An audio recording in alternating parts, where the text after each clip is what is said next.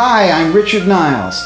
I've worked as a composer, producer, and songwriter, working with such stars as Paul McCartney, Ray Charles, Tina Turner, Cher, the Pet Shop Boys, Michael McDonald, Kylie Minogue, and Mr. James Brown. But I've also been a professional arranger for over 40 years. What is an arranger? Well, he's the guy who actually writes the music the musicians play on hit records. No, they don't just make it up in the studio. Who wrote the explosive brass line in Dancing in the Street? Who wrote the catchy oboe figure in I Got You, Baby? Who wrote those beautiful string melodies in What's Going On? Nope, it wasn't the songwriter, it was the arranger. The arranger? What exactly is that? Well, I'm not surprised if you ask, because musical arrangers in pop have been invisible since the rock and roll era.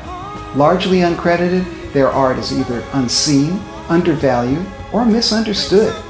This is the first in-depth study of arrangers in pop, analyzing their techniques and revealing their significant contribution to popular music from the birth of rock and roll in the 50s to the present day. My book, The Invisible Artist, will reveal the talent of fascinating guys like Jack Nitzsche, who actually created the wall of sound for Phil Spector on classic tracks like River Deep Mountain High. I'll tell you who wrote those majestic orchestrations and gave your favorite hits those memorable hooks on tunes like Swing Out Sisters Breakout.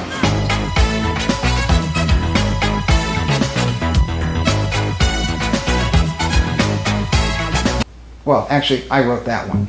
In fact, I'm going to tell you who actually put the bump in the bump-a-bump-a-bump. Now, this Insider's View is an invaluable and unique reference book for musicians and a dramatic and surprising look behind the scenes for music lovers. The Invisible Artist features my own interviews with some of the greatest arrangers in music history. Some worked on the greatest hits of all time, though you might not have ever heard of them. People such as Arif Mardin, H.B. Barnum, Harold Batiste, David Van de Pitt, Jeremy Lubbock, Jimmy Haskell, Charlie Colello, Bobby Martin, Michael Gibbs, Ann Dudley, John Altman, and Nick Ingman. You know, Motown had a team of arrangers, guys like Paul Reiser, David Van de Pitt, and Sammy Lowe, who were on call 24/7, working down in the studio they called the Snake Pit with the Funk Brothers. But they were never credited on records because Berry Gordy didn't want other labels to steal the Motown sound. Gordy also didn't want the public to know that some of the arrangers and musicians were white. What about the names Tom Bell and Bobby Martin? Never heard of them? Well, they were responsible for creating the sound of Philadelphia. Other guys you might have heard of, guys like Fred Wesley, Pee Wee Ellis from James Brown Band, Richard Carpenter of the Carpenters, Barry Manilow, Rupert Holmes, Burt Bacharach, Brian Wilson of the Beach Boys, and Nile Rodgers of Chic. Yes, all those guys wrote their own arrangements. And what about George Martin? Yeah, you probably know he was the Beatles' producer, but did you know that he was never credited on any of their albums as their arranger? Yet he wrote the influential strings on Eleanor Rigby and Yesterday, the classic orchestrations on Abbey Road. In fact, he arranged virtually every Beatles record. The Invisible Artist also has interviews with producers like Don Was, Jerry Wexler, and Trevor Horn. They explain the contributions arrangers made to their many hits. And producer Steve Anderson explains that remixers are really arrangers by a more trendy name. Another special feature of The Invisible Artist is the 222 musical transcriptions I've done from hit records with full analysis of the hits of such artists as Fats Domino, Etta James, Tina Turner, Gladys Knight, Aretha Franklin, Dionne Warwick, the Beach Boys, Marvin Gaye, the Beatles, the Carpenters, Chic, Simon and Garfunkel, James Brown, Laura Nyro, Elton John, Sting, Joni Mitchell, Frankie Goes to Hollywood, ABC, and The Art of Noise.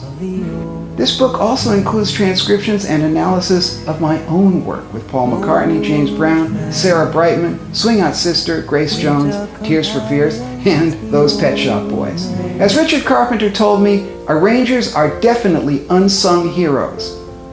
The arrangement can make or break the song.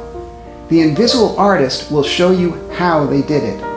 We'll see that arrangers make choices that take music in new directions, choices that inspire and challenge the listener, choices that make the impossible seem inevitable.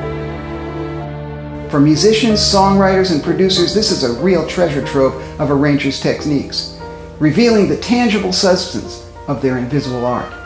But everybody loves a mystery solved, and all music lovers will be fascinated to know who these mysterious, talented hitmakers were. Now, some might say it doesn't matter who wrote what.